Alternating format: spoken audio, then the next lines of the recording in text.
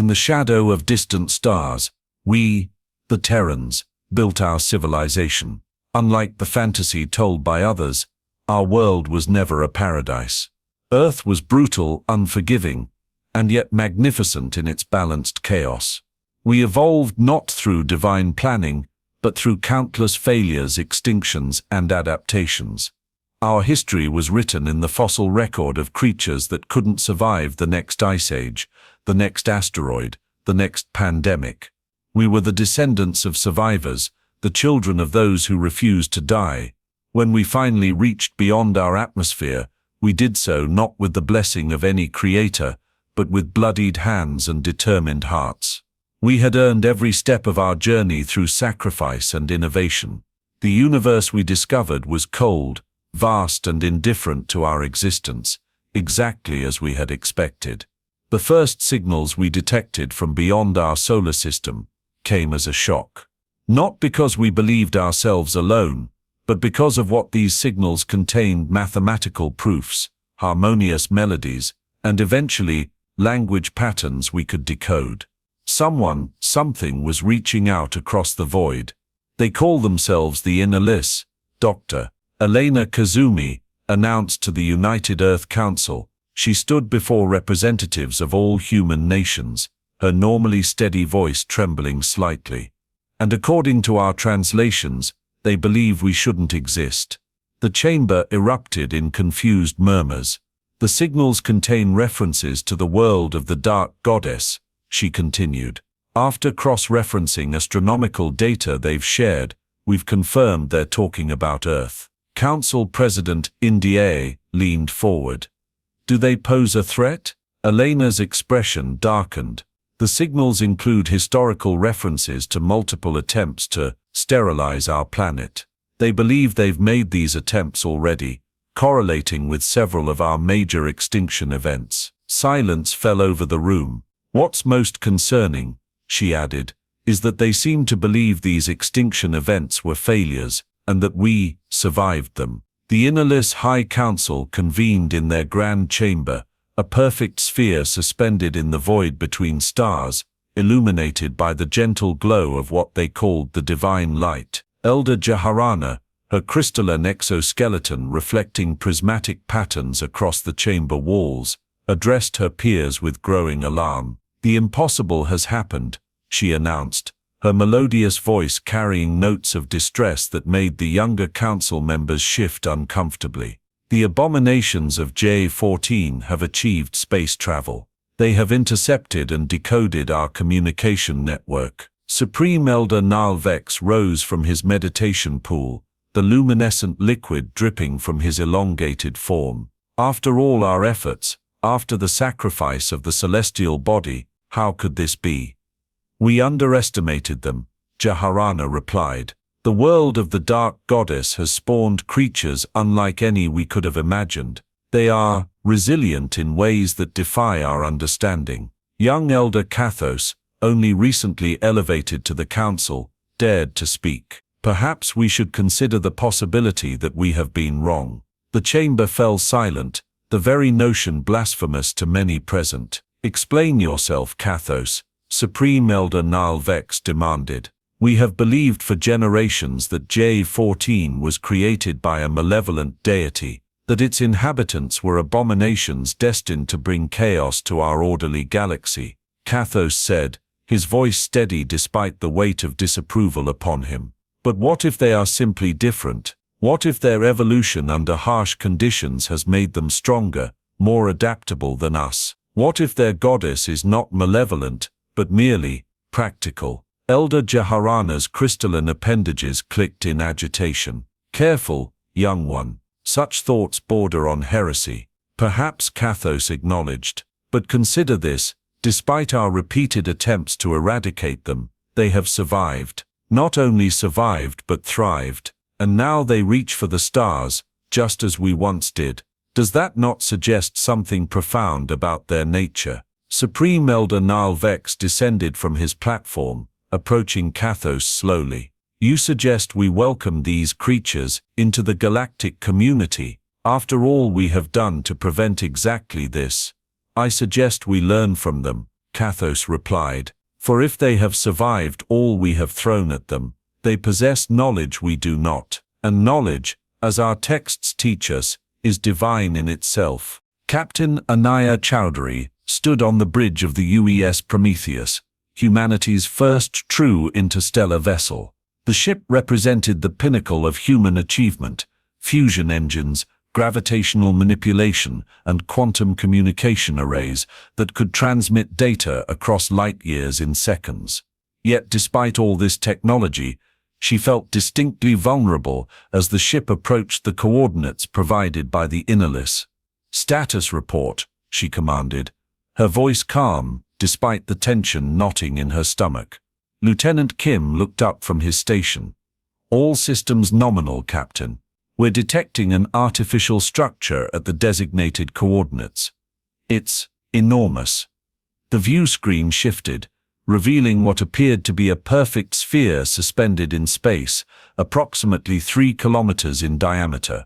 Its surface gleamed with an iridescent quality that suggested both advanced metallurgy and something more, something almost biological. "Any signs of weapons systems?" Anaya asked. "None that our sensors can detect," Kim replied. "But their technology is far beyond ours. We can't be certain." Commander Rodriguez approached, lowering his voice. "Captain, I must again register my objection to this mission. These beings have tried to eradicate all life on Earth multiple times, according to their own records. This could be a trap." Anaya nodded. "Noted, Commander. But Earth Council's orders were clear. We establish diplomatic contact. We learn what we can, and," she hesitated, "we show them what humanity truly is." The communication array chimed. "We're receiving a transmission," Lieutenant Okafor announced. "Text only, translated through the algorithm Dr. Kazumi provided." The message appeared on the main screen. "Abominations of Gay 14. You have entered sanctified space. Your presence violates the natural order. Explain your purpose or be cleansed." Anaya took a deep breath. The fate of humanity might well rest on her next words. "Send our prepared response," she ordered.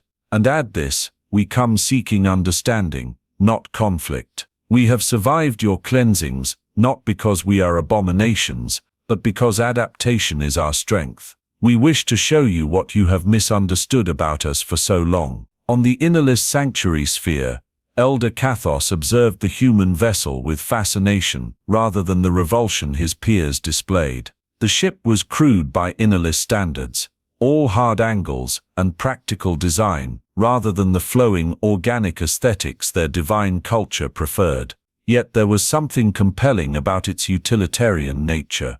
"They've responded to our warning," announced the communication officer, surprise evident in their harmonic voice. Supreme Elder Nalvex motioned impatiently. "Destroy them. We cannot allow these abominations to infect our sacred space." "Wait," Kathos interjected. "The cosmic scriptures teach us that knowledge is the path to divine understanding. These creatures have survived all our attempts to cleanse their world. Should we not at least learn how they accomplished this before destroying them?" Elder Jaharana's crystalline form shimmered with agitation. "You risk much with these heretical suggestions, young elder. I risk more by ignoring an opportunity to expand our understanding," Kathos countered. "If these creatures are truly the spawn of the Dark Goddess, wouldn't comprehending their nature help us better prepare against her influence?" Supreme Elder Nalvex paused, his luminescent appendages pulsing as he considered this argument. Finally, he gestured consent. "Establish communication, but be prepared to cleanse them at the first sign of corruption." Back on Earth, Dr. Elena Kazumi worked tirelessly to refine her translation algorithms as data streamed in from the Prometheus. Each new communication from the Innerless revealed more about their language, culture, and most disturbingly, their theology. "They genuinely believe they're the chosen of benevolent creator deities," she explained to the Earth Council during an emergency session. While Earth was supposedly created by what they call the Dark Goddess, a malevolent deity who designed our planet as a testing ground for creating particularly resilient and dangerous life forms. That's absurd. Council Representative Singh objected. Earth evolved naturally through processes we've understood for centuries. Elena nodded. To us, yes. But the Innerdalis civilization developed on worlds with stable environments, minimal predators, and abundant resources. Their evolution never required the adaptability that ours did. They see our very existence, our ability to survive in changing conditions, as unnatural, even threatening. So they tried to exterminate us, Council President Nidier concluded. Multiple times. Their records suggest they were responsible for at least 3 mass extinction events on Earth, Elena confirmed, including the asteroid that wiped out the dinosaurs. They believed they were performing a service to the galaxy by preventing what they saw as dangerous life forms from ever reaching space. Representative Okafor leaned forward. And now that we have reached space, Elena's expression turned grim. Some of their leadership wished to cleanse us immediately. Others, particularly a younger faction led by someone called Elder Kathos, argue for studying us first. Studying us before killing us isn't much of an improvement, Representative Singh muttered. Actually, Elena countered, it might be our only chance. Captain Chowdhury reports that this Elder Kathos seems genuinely curious about humanity. If we can encourage that curiosity, foster a genuine exchange of knowledge, you believe we can change their minds about us? President Nidier asked. Elena's expression softened. Humanity has always excelled at adapting to survive. Perhaps now we need to adapt diplomatically. We need to help them see that what they consider our darkest trait, our adaptability, is actually our greatest strength. Aboard the Prometheus, Captain Anediye Chowdhury prepared to make history. After 3 days of tense communication, the Innerdalis had agreed to a face-to-face meeting, or whatever passed for face, among beings whose physical form remained a mystery. Are you certain about this, Captain? Commander Rodriguez asked as they stood before the airlock that would soon connect to an Innerdalis transport vessel. Not in the slightest, Anediye admitted with a small smile. But sometimes the most important steps are taken in darkness. The airlock cycled, and for the first time, humans laid eyes on the physical form of the Innerdalis. The being that entered was tall, nearly 3 meters, with a crystalline exoskeleton that seemed to capture and refract light in hypnotic patterns. Its body was vaguely humanoid, but with 4 upper limbs and a torso that tapered into what appeared to be a hover mechanism rather than legs. Where a human would have a face, the Innerdalis had a complex arrangement of sensory organs surrounding what Anediye assumed was a communication apparatus.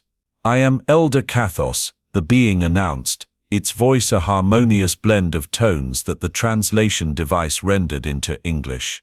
I speak for the Innerdalis High Council in this preliminary exchange. Anediye stepped forward, keeping her movements slow and deliberate. I am Captain Anediye Chowdhury of the United Earth ship Prometheus. On behalf of humanity, I welcome you. The crystalline being's upper body shifted in what might have been their equivalent of a nod. You should know, Captain, that many among my kind wish to destroy your vessel without communication. Your existence troubles the foundations of our beliefs. Yet here you are, Anediye observed. Yes, Kathos acknowledged. I have questions. Questions that challenge dogma, but demand answers nonetheless. That's something humans understand well, Anediye said. Questioning is how we learn and grow. The crystalline being emitted a sound that the translator didn't capture, perhaps a sound of contemplation or surprise. This desire to question, to challenge what is known, it is considered by many of my kind to be evidence of your corruption. Anediye smiled. Where we come from, it's considered wisdom. Over the following weeks, a cautious exchange developed between the Prometheus crew and Elder Kathos's delegation. Human scientists shared their understanding of Earth's evolutionary history, while the Innerlis revealed details of their own development on worlds so hospitable that natural selection had barely operated. Your species evolved through numerous catastrophes, Elder Kathos observed during one such exchange. Events that would have extinguished all life on our home worlds merely redirected yours. Dr. Maya Chen, the Prometheus's chief biologist, nodded. Life on Earth has survived 5 major extinction events, each time emerging changed but persistent. It's not that we're special, it's that the pressures of our environment required adaptability.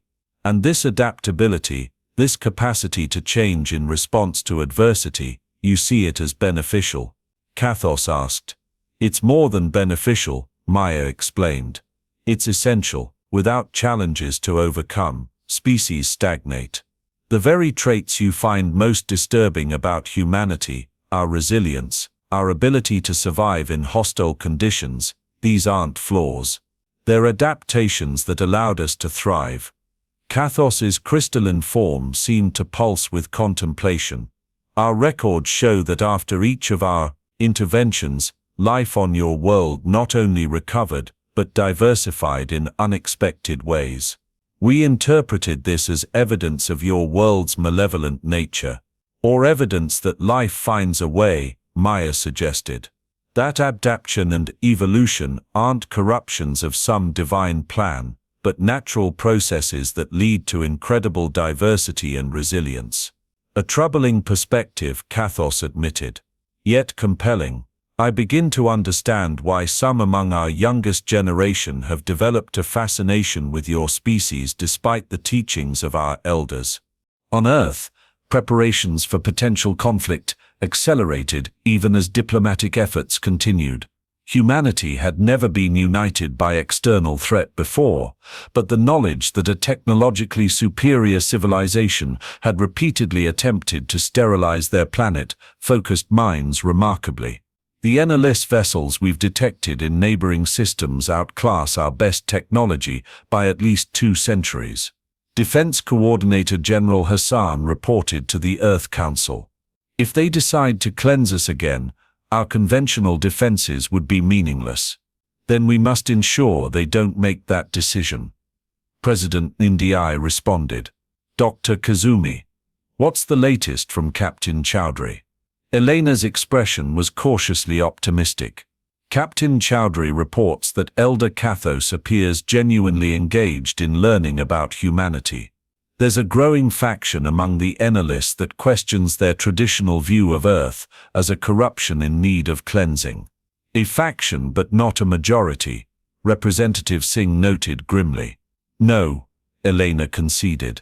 The conservative elements of their leadership still view us as dangerous abominations. But Kathos has proposed something unprecedented, bringing a small delegation of humans to address their full High Council. Silence fell over the chamber. Is that wise? General Hassan finally asked. We'd be placing our representatives at their mercy.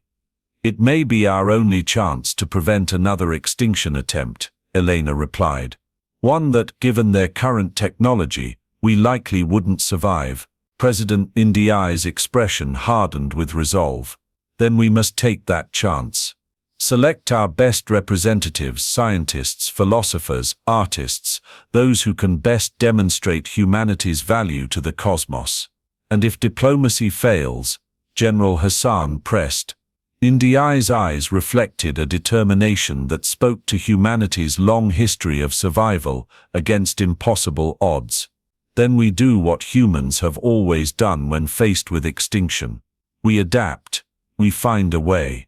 Elder Kathos faced growing opposition within the Innerlis High Council as the day approached for the human delegation to present their case. You bring corruption into our sacred chambers, Elder Karnana accused, her crystalline form vibrating with outrage. These creatures should have been cleansed eons ago. Each failure to eradicate them has only allowed them to grow stronger, more cunning. Perhaps that is precisely why we should listen to them, Kathos countered. If their adaptability has allowed them to survive multiple cleansings, might there not be something valuable in understanding how they accomplished this? Supreme Elder Nelevex's luminescent appendages pulsed with agitation. You risk everything.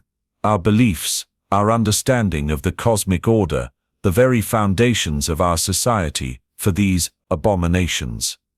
I risked these things for truth, Kathos replied calmly.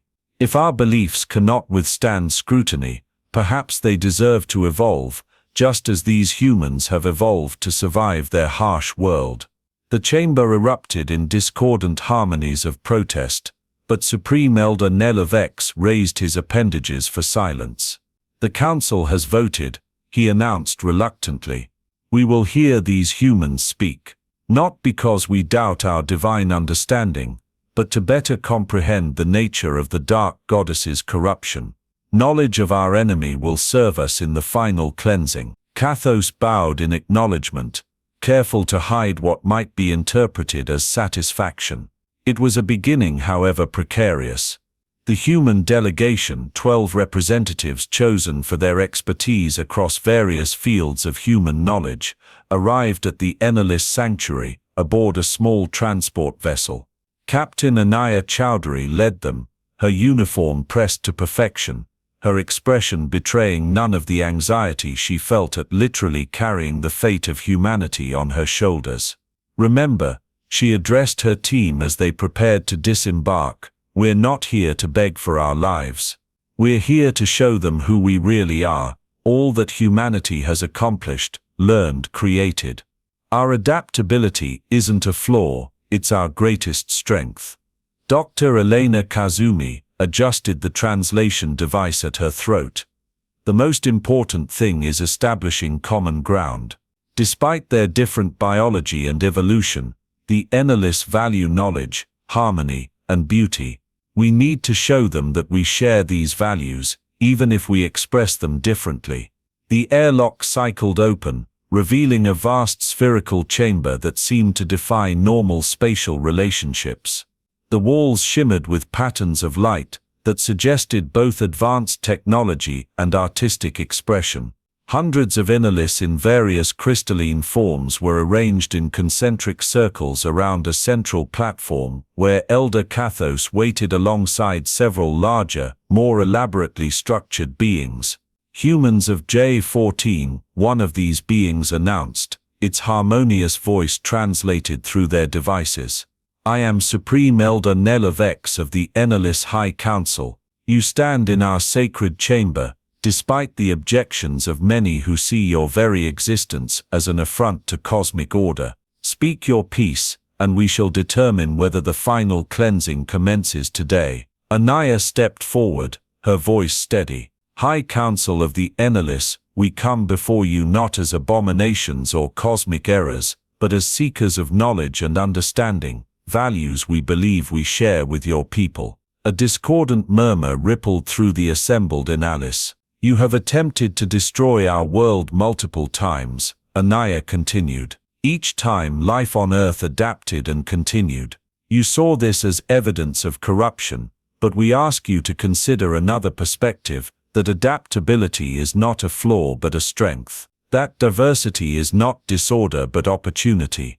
That challenges create resilience, not corruption. She gestured to her team, who stepped forward one by one. Dr. Elena Kazumi presented the history of human language and communication. Dr. Maya Chen explained Earth's complex ecosystem and how biodiversity created stability through flexibility. Composer Raphael Okafor shared human music that blended mathematical precision with emotional expression. Each presentation built upon the last, creating a tapestry of human achievement and perspective. Throughout the presentations, the Enelis Council remained largely impassive, though Anaya noticed subtle variations in their crystalline structures, shifts in coloration, changes in light refraction patterns that suggested emotional responses of some kind. Finally, it was time for the final presentation. Dr. Ismail Hassan, Earth's leading xenobiologist, stepped forward. Honored Council, he began. Throughout our exchanges, we've noticed your confusion about Earth's harsh conditions. You believe our world was designed by a malevolent deity to create dangerous, corrupted life forms. We have a different understanding. He activated a holographic display showing Earth's geological and evolutionary history. Earth wasn't designed to be harsh, it simply is. The constant changes, the extinctions, the competition, these aren't evidence of malevolence, but of natural processes. And these processes shaped life on Earth to be resilient, to adapt, to find new ways forward when faced with disaster.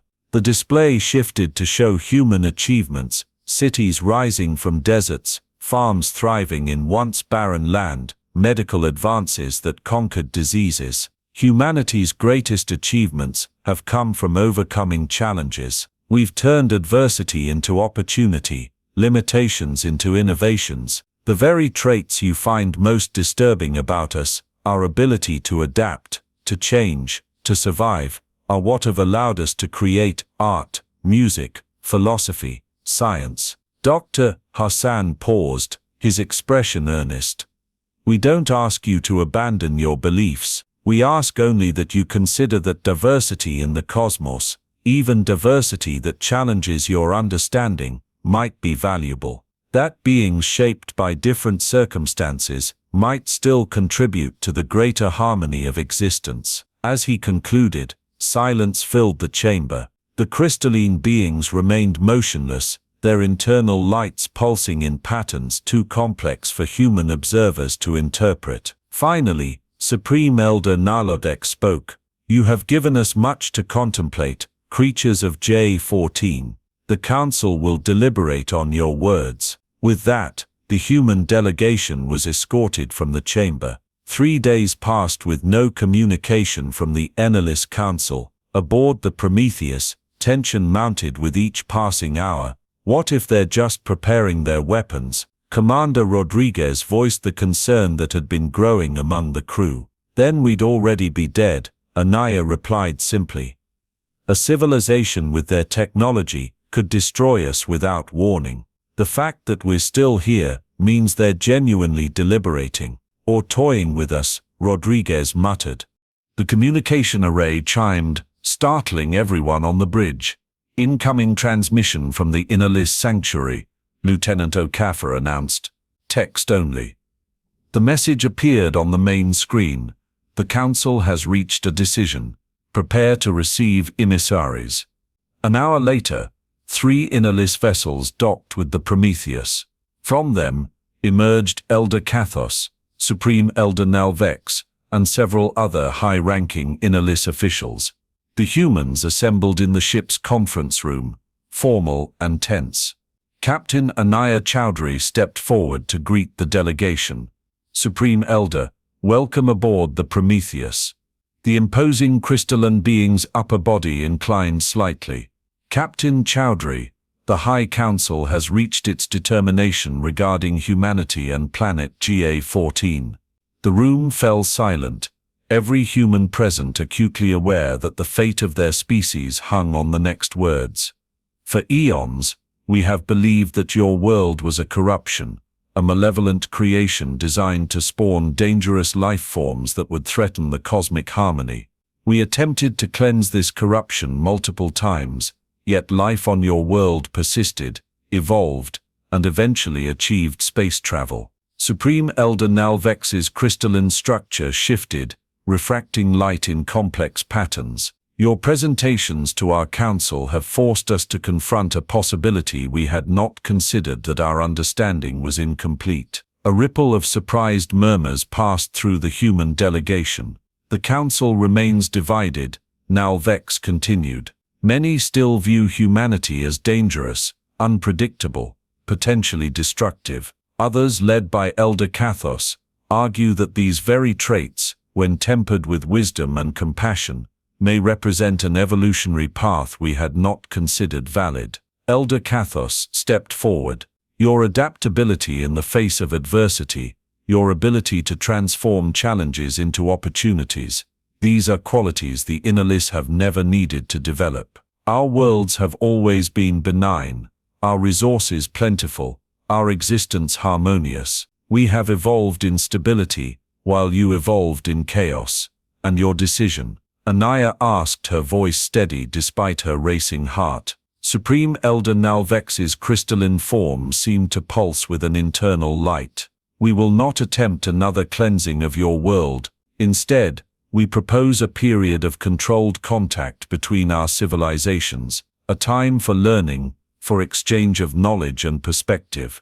Relief washed through the room, though Anaya noted the careful phrasing, controlled contact. There will be restrictions, Nalvex continued, confirming her suspicion. Human vessels will be limited to designated regions of space. Technology exchange will be closely monitored.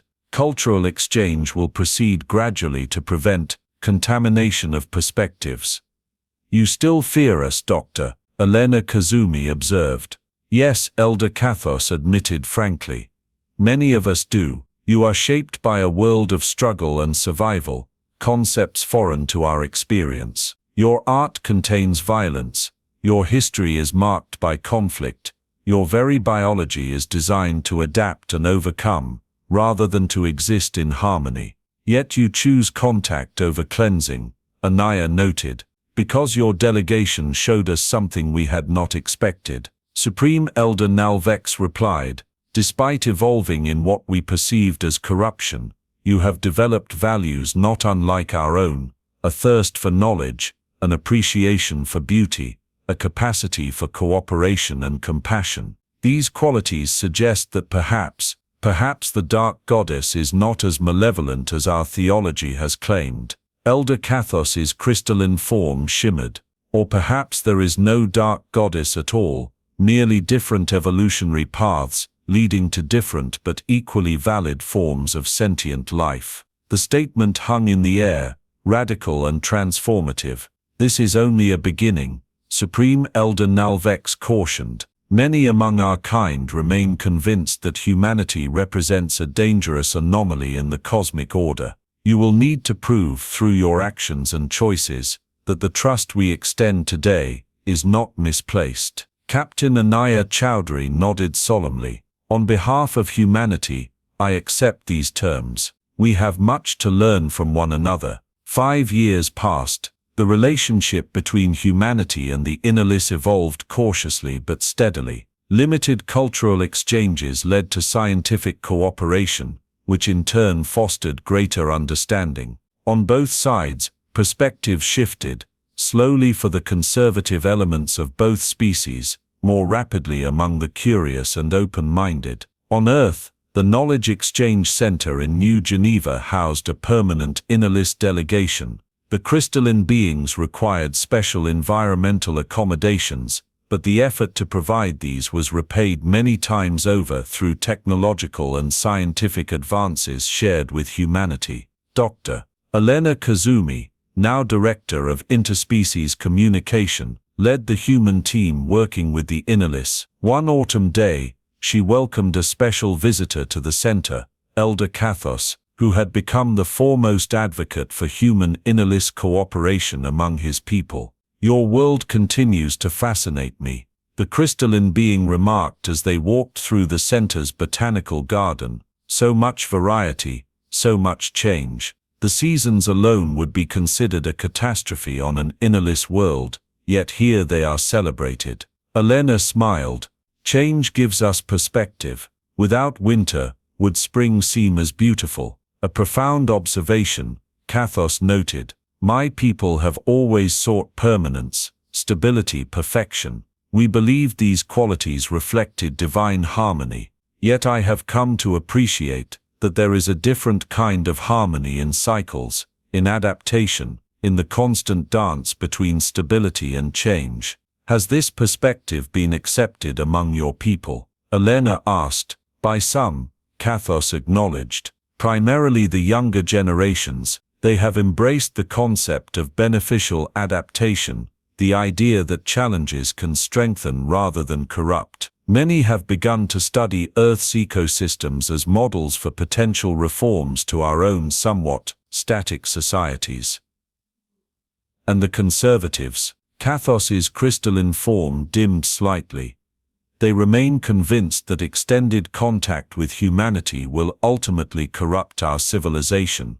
They point to the increasing number of young innerlists questioning traditional beliefs and practices as evidence that the corruption has already begun. Change can be frightening, Elena observed. Indeed, which is why I have come today with both an invitation and a warning. Elena stopped walking, turning to face the tall crystalline being. Go on. The High Council has approved an unprecedented exchange program, selected humans to visit innerlist sanctuary worlds, not merely our space stations and outposts. This represents a significant shift in policy, largely due to the positive outcomes of our exchanges thus far. That's wonderful news, Elena said, though she sensed there was more. However, Kathos continued, opposition to this program is significant. Supreme Elder Nalvex supported it only by the narrowest of margins, and several powerful elder factions have registered formal protests. They still see us as a corruption to be contained. Or eliminated, Kathos confirmed gravely. Which brings me to the warning.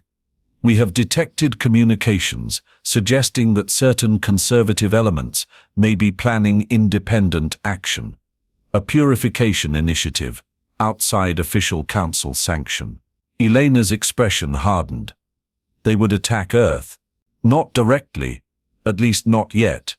Their resources are limited without council approval, but they might target human outposts, exploration vessels, perhaps even the exchange program participants as examples of contamination.